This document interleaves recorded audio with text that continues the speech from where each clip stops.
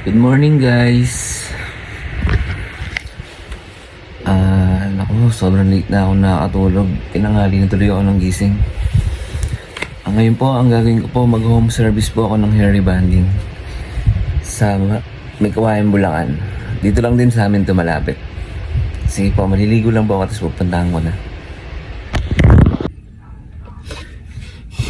At ayan guys, nakaligo na ako. Ready na ako papunta sa client. Tara po, samahan niyo po ako.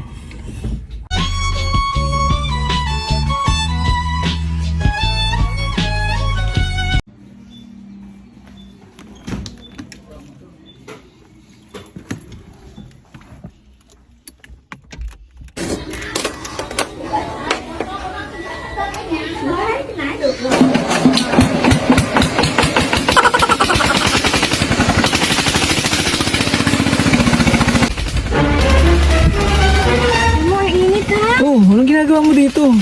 Gagong ko. Yung kasama mong gago. Gago! Ano ba yung tunog ng kotse? Parang gigig ng palay. Kaloka ka. Kaya mo na. Ayaw, di ba?